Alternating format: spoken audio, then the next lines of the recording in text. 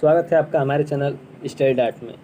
Friend, आज हम पढ़ेंगे विविध मुगल वंश मध्यकालीन भारत के क्वेश्चन आंसर। विविध मुगल वंश के इससे पहले आपको प्रथम वीडियो अवेलेबल करा दिए गए हैं हमारे स्टडी डाट चैनल पे। ये जो है नेक्स्ट वीडियो है और इसमें जो है विविध मुगल वंश के सभी क्वेश्चन कवर किए जाएंगे। मुगल वंश में लगभग सभी 1500 के बाद वाले काल आते हैं और इसमें 1750 यानी 1750 नहीं 1857 तक के सभी क्वेश्चन सम्मिलित हैं। और उसके बाद भी सभी क्वेश्चनों को इसमें सम्मिलित किया गया है, जैसे किसी गवर्नर जनरल या वायसराय ने अच्छे कार्य किए हैं या उनके शासनकाल में नई रीति प्रारंभ हुई है जो आज के काल में भी उसके देखा जाता है, तो वे सब इसी में क्वेश्चन में सम्मिलित हैं। इससे पहले वाले वीडियो को अगर आपने नहीं देखा है तो हमारे डिस्क्रिप्शन बॉक्स में जाकर आप उस वीडियो को देख सकते हैं। ये जो है नेक्स्ट वीडियो है, तो आइए समय को व्यतीत न करते हुए क्वेश्चनों के बारे में पढ़ते हैं और जानते हैं उनके बारे में। ठीक है क्वेश्चन। इससे पहले वाले वीडियो जो है वे उसमें क्वेश्चन फ्रेंड यहाँ पे समाप्त हो जाता है। ब्रिटिश सरकार का वह गवर्नर जनरल कौन था जिसने भारत में डाक टिकट शुरू की थी? तो वे गवर्नर जनरल कौन थे? तो लॉर्ड डलहौजी थे। लॉर्ड डलहौजी के समय ही सर्वप्रथम भारत में रेल यात्रा प्रारंभ की गई थी। रेल यात्रा जो है 1853 में सर्वप्रथम भारत में प्रारंभ की गई थी और ये किसके शासनकाल में था? तो लॉर्ड डलहौजी के। उस समय भारत के गवर्नर जनरल कौन थे? लॉर्ड डलहौजी। सर्वप्रथम भारत में रेल यात्रा मुंबई से थाने के बीच 34 किलोमीटर की दूरी पे चली गई थी। 3:30 बजे यह स्टार्ट होता है रेलवे की प्रथम यात्रा और समाप्त हो जाती है। 34 किलोमीटर की दूरी चली थी 1853 में लॉर्ड डलहौजी के समय। ठीक है, तो इस क्वेश्चन को ध्यान दीजिएगा। पहले वीडियो में ये यहीं पे समाप्त हुआ था। नेक्स्ट क्वेश्चन देखेंगे, सती प्रथा का अंत करने तथा ठगी को समाप्त करने का श्रेय किसको जाता है? Lord William Bentinck. Lord William Bentinck को ही सती प्रथा को कानूनी रूप से समाप्त करने का श्रेय जाता है। सती प्रथा आपको ज्ञात होगा कि यह भारतीय समाज की तरीका था जो औरतों के लिए बनाई गई थी। इसमें क्या था कि किसी भी औरत के पति के देहावसान हो जाने के उपरांत उसकी औरत को पति के साथ ही चिता पे जलना पड़ता था। ये बहुत ही क्रूर था और दयनीय भी था। यह ऐसा करना उचित नहीं था, जो बाद में governor general Lord William Bentinck ने समझा। इसको हटाने का श्रेय अकबर को भी जाता है, लेकिन यह उतना सफल नहीं हुआ जितना लॉर्ड विलियम बेंटिक के शासनकाल में हुआ। लेकिन लॉर्ड विलियम बेंटिक के कानूनी रूप से इसे बैन कर देने के बावजूद भी यह बहुत दिनों तक चला तथा 1970 से 90 के बीच इसे पूरी तरह से अंत कर दिया गया। 1970 से 90 के बीच यह जाकर पूरी तरह से समाप्त हुआ पूरे भारत में। अन्यथा यह प्राचीन काल से चली आ रही सभ्यता को सभी लोगों ने मान रहे थे। ठीक है फ्रेंड, तो आप इसको ध्यान दीजिएगा, सती प्रथा क्या थी। नेक्स्ट क्वेश्चन देखेंगे, और इसका अंत किसने किया? अवध के स्वायत्तता राज्य के संस्थापक कौन थे? सादत खां बुरहान उल मुल्क। सादत खां बुरहान उल मुल्क जो थे अवध के स्वायत्त राज्य के संस्थापक थे। ठीक है, नेक्स्ट क्वेश्चन देखेंगे, किसने मीर कासिम तथा शुजाउद्दौला के साथ मिलकर अंग्रेजी ईस्ट इंडिया कंपनी पर युद्ध घोषित किया और वे बाद में बक्सर के युद्ध में अंग्रेजों से पराजित हुए? बक्सर का युद्ध जो है फ्रेंड वो 1764 ईस्वी में लड़ा गया था। बक्सर कहाँ है? बिहार में एक ज़िला है बक्सर नाम से, वो फेमस है। यहीं पे अंग्रेजों और सिराजुद्दीन दौला मीर कासिम के साथ युद्ध लड़ा गया जिसमें अंग्रेजों की विजय हुई। प्लासी की लड़ाई और 1764 में बक्सर के युद्ध जीत लेने के बाद अंग्रेजों द्वारा भारत में शिकंजा कसा गया। ठीक है, तो इस क्वेश्चन को ध्यान दीजिएगा। तो क्या है क्वेश्चन? किसने मीर कासिम तथा शुजाउद्दौला के साथ मिलकर अंग्रेजी ईस्ट इंडिया कंपनी पर युद्ध घोषित किया और वे बाद में बक्सर के युद्ध में अंग्रेजों से पराजित हुए? तो वह थे शाह आलम द्वितीय। शाह आलम द्वितीय उनका नाम था। नेक्स्ट क्वेश्चन देखेंगे, ईस्ट इंडिया कंपनी और बंगाल के नवाब के बीच जब प्लासी का युद्ध हुआ, यह प्लासी का युद्ध कब हुआ था? 1757 ईस्वी में प्लासी का युद्ध लड़ा गया था। ठीक है, तो इसको ध्यान दीजिएगा। प्लासी का युद्ध हुआ उस समय मुगल सम्राट कौन था? अजीजुद्दीन आलमगीर द्वितीय। अजीजुद्दीन आलमगीर द्वितीय जो था उस समय मुगल सम्राट था। कब? बक्सर के युद्ध के उपरांत। बंगाल के नवाब और ईस्ट इंडिया कंपनी के दौरान लड़ा गया यह प्लासी का युद्ध था। उस समय मुगल सम्राट कौन था? तो अजीजुद्दीन आलमगीर था। ठीक है, नेक्स्ट क्वेश्चन देखेंगे, ईस्ट इंडिया कंपनी के नेतृत्व में रॉबर्ट क्लाइव का उत्तराधिकारी कौन था? हेस्टिंग। रॉबर्ट क्लाइव का उत्तराधिकारी कौन था? तो हेस्टिंग था। ठीक है, तो आप इसको ध्यान दीजिएगा। ये सभी जो है आधुनिक भारत और मुगल भारत से मिलाकर बनाए गए क्वेश्चन हैं। उत्तरवर्ती मुगल काल आप इसे कह सकते हैं, क्योंकि उत्तरवर्ती मुगल काल जो है वो औरंगजेब के बाद स्टार्ट होता है। औरंगजेब से पहले जो है वो पूर्ववर्ती मुगल काल कहलाता है, जो बाबर से 1530 से लेकर 1707, जो कि औरंगजेब की मृत्यु के उपरांत यह रहता है मुगल काल। और इस समय मुगल काल ही सबसे ज़्यादा फला फूला और ज़्यादा क्षेत्रों में राज किया है। 1707 में औरंगजेब की मृत्यु के बाद कोई भी कुशल शासक औरंगजेब मुगल वंश में नहीं हुआ, जिससे यह सत्ता जो है 1757 में जाकर अंग्रेजों के आधिपत्य हो जाता है। ठीक है फ्रेंड, नेक्स्ट क्वेश्चन देखेंगे। नवाब सिराजुद्दौला एवं ईस्ट इंडिया कंपनी के बीच संघर्ष का प्रमुख कारण था अंग्रेजों ने व्यापार छूटों का दुरुपयोग किया। व्यापार छूट जो जहांगीर के बाद दिया गया था, उनका दुरुपयोग जो है अंग्रेजों ने करना प्रारंभ कर दिया था 1700 ईस्वी में। नवाब सिराजुद्दीन दौला और ईस्ट इंडिया कंपनी के बीच जो युद्ध हुआ वो इसी का मुख्य कारण था। नेक्स्ट क्वेश्चन देखेंगे। सुरक्षा प्रकोष्ठ नीति रिंग फेंस पॉलिसी संबंधित है वारेन हेस्टिंग्स से। वारेन हेस्टिंग्स से जो है सुरक्षा प्रकोष्ठी नीति रिंग फेंस पॉलिसी संबंधित है। नेक्स्ट क्वेश्चन देखेंगे। इलाहाबाद की संधि 1765 के बाद रॉबर्ट क्लाइव ने मुर्शिदाबाद का उपदीवान किसे बनाया? उपदीवान किसे बनाया? मोहम्मद रजा खां को। इलाहाबाद की संधि जो 1765 में हुई थी के बाद रॉबर्ट क्लाइव ने मुर्शिदाबाद का उपदीवान किसे बनाया था? तो वह मोहम्मद रजा खां को बनाया था। नेक्स्ट क्वेश्चन देखेंगे। किस भारतीय को रॉबर्ट क्लाइव ने बिहार का नायब दीवान नियुक्त किया था? राजा सिताब राय को भारत के रॉबर्ट क्लाइव ने बिहार का नायब दीवान नियुक्त किया था। ठीक है फ्रेंड, नेक्स्ट क्वेश्चन देखेंगे। रणजीत सिंह ने सुप्रसिद्ध कोहिनूर हीरा प्राप्त किया था शाह शुजा से। शाह शुजा जो था वह नादिर शाह का पुत्र था। नादिर शाह वही फ्रेंड जिसे ईरान का नेपोलियन कहा जाता है। ईरान का नेपोलियन किसे कहा जाता है?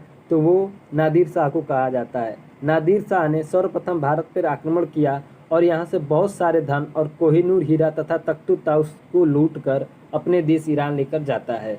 उसका पौत्र था शाह शुजा से रणजीत सिंह के शासनकाल में भारत आया और शाह शुजा को युद्ध में हिस्सा लेने के उपरांत रणजीत सिंह इसके हेल्प करते हैं और इसे मरने से बचाते हैं। इस बात से खुश होकर शाह शुजा ने रणजीत सिंह को कोहिनूर हीरा उन्हें प्रदान किया था। नेक्स्ट क्वेश्चन देखेंगे। ब्रिटिश जनरल जिसने हैदर अली को पोर्टो नोवा के युद्ध में हराया, सर आयर कूट। ब्रिटिश जनरल जिसने हैदर अली को पोर्टो नोवा के युद्ध में हराया था वो कौन था? तो सर आयर कूट था। ठीक है, नेक्स्ट क्वेश्चन देखेंगे। हैदर अली के बारे में फ्रेंड हम बाद में पढ़ेंगे, जब हम हिस्ट्री को अच्छे तरीके से पढ़ेंगे विस्तृत रूप से, तब उसमें हैदर अली के बारे में और टीपू सुल्तान के बारे में पढ़ेंगे। आज जो है क्वेश्चन वो 1 लाइनर क्वेश्चन आंसर है और आपको सिर्फ एनटीपीसी के लिए तैयार होना है। हमें बहुत ज़्यादा बड़ी चीज़ों को नहीं पढ़ना है, सिर्फ उन्हीं चीज़ों को पढ़ना है जिनके आने की संभावना ज़्यादा हो और हम एग्ज़ाम को क्लियर कर सकें। महाराजा रणजीत सिंह के उत्तराधिकारी थे खड़क सिंह। महाराजा रणजीत सिंह के उत्तराधिकारी कौन थे? खड़क सिंह। किस सिख गुरु ने विद्रोही राजकुमार खुसरो की सहायता धन एवं आशीर्वाद से की थी? गुरु अर्जुन देव। खुसरो जो था यह जहांगीर का पुत्र था और इसकी जो है देश विद्रोह करने के समय, यानी जहांगीर से विद्रोह करने के उपरांत अर्जुन देव इसकी सहायता करते हैं और इसकी सहायता करने के उपरांत जहांगीर इन्हें फांसी के फंदे पर लटका देता है। यह आदेश देता है कि अर्जुन देव खुसरो देशद्रोही के साथ मिले थे, इसलिए इनको फांसी की सज़ा दी जाए। अर्जुन देव जो थे वो सिखों के 5वें गुरु थे और इन्हें फांसी पर लटका दिया गया। किसके द्वारा? तो जहांगीर के द्वारा। ये क्वेश्चन इंपॉर्टेंट है, आप इसको ध्यान दीजिएगा। नेक्स्ट क्वेश्चन देखेंगे। सबसे अधिक निर्णायक युद्ध जिसने अंग्रेजों के भारत में प्रभुत्व को स्थापित कर दिया था, बक्सर का युद्ध। बक्सर के युद्ध जो बंगाल और अंग्रेजों के बीच हुए थे, यह युद्ध जो है अंग्रेजों को सत्ता स्थापित करने में महत्वपूर्ण भूमिका निभाई है। ठीक है, तो आप इस क्वेश्चन को ध्यान दीजिएगा। नेक्स्ट क्वेश्चन देखेंगे फ्रेंड। 1 नवंबर 1858 को महारानी विक्टोरिया का घोषणा पत्र इलाहाबाद में पढ़कर किसने सुनाया था? लॉर्ड कैनिंग ने। किसने सुनाया था? लॉर्ड कैनिंग ने। ये सभी क्वेश्चन जो है पूछे गए हैं और इम्पोर्टेंट है, इसीलिए मैंने इसमें सम्मिलित किया है, तो आप इन सभी क्वेश्चनों को ध्यान दीजिएगा। रणजीत सिंह किस मिसल से संबंधित थे? सुकरचकिया मिसल से संबंधित थे रणजीत सिंह। रणजीत सिंह जो थे एक महान शासक थे और ये महान सैनिक भी थे। इनके समय जो है यूरोप में कहा जाता था, एशिया में कि इनका शासन जो है सबसे महत्वपूर्ण था और इनकी सेना एशिया में दूसरे नंबर पे थी। पहली सेना जो थी वो अंग्रेज़ों के पास थी और दूसरी रणजीत सिंह के पास। तो इस क्वेश्चन को आप ध्यान दीजिएगा। रणजीत सिंह जो थे वो बहुत ही महान शासक थे अंग्रेज़ों के समय। तथा कथित कुशासन के आधार पर किस गवर्नर जनरल ने मैसूर राज्य के प्रशासन को ले लिया था? लॉर्ड विलियम बेंटिक ने। लॉर्ड विलियम बेंटिक ने ही मैसूर राज्य के प्रशासन को ले लिया था। फ्रेंड, जो भी है रणजीत सिंह, हैदर अली, जितने भी महान शासकों के नाम आपको इसमें वर्णित मिल रहे हैं, उनके बारे में बहुत अच्छे तरीके से और एक कहानी के रूप में आपको हमारे चैनल पर बताया जाएगा। यह पीडीएफ फॉर्म क्वेश्चन आंसर है, तो इसमें बहुत ज़्यादा हम आपको नहीं समझा सकते और उतना समझने की ज़रूरत भी नहीं है। आपको सिर्फ वही क्वेश्चनों को याद करना है जो इसमें पूछे जा रहे हैं, सिर्फ उन्हें याद करके ही आपको चलना है। ठीक है फ्रेंड, नेक्स्ट क्वेश्चन देखेंगे। किसने अपनी राजधानी मुर्शिदाबाद से मुंगेर स्थानांतरित की? मीर कासिम ने। किसने की थी? मीर कासिम ने मुर्शिदाबाद से स्थानांतरित कहाँ की? मुंगेर में।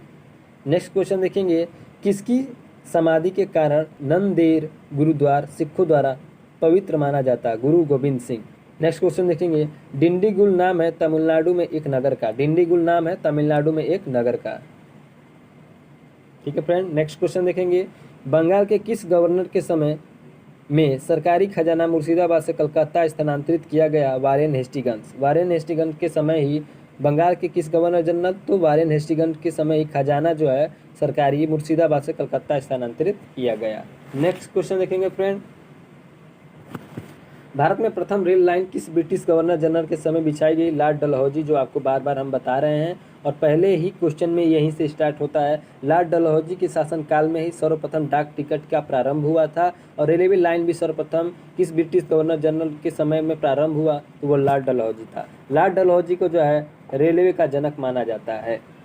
किसके समय में कलकत्ता में प्रथम न्यायालय की स्थापना की गई थी? Warren Hastings. वारेन हेस्टिंग्स के समय ही कलकत्ता में प्रथम न्यायालय की स्थापना की गई थी। जब 1773 में प्रथम रेगुलेटिंग एक्ट पारित किया गया तो लोगों को न्याय की समीक्षा के लिए 1774 में सर्वोच्च न्यायालय की स्थापना जो है या न्यायालय उच्चतम न्यायालय की कह लें, सर्वप्रथम स्थापना कलकत्ता में हुई थी। उस समय गवर्नर कौन था? तो वारेन हेस्टिंग्स। और प्रथम गवर्नर जनरल कौन है? वो भी वारेन हेस्टिंग्स ही है। ठीक है, नेक्स्ट क्वेश्चन को ध्यान देंगे।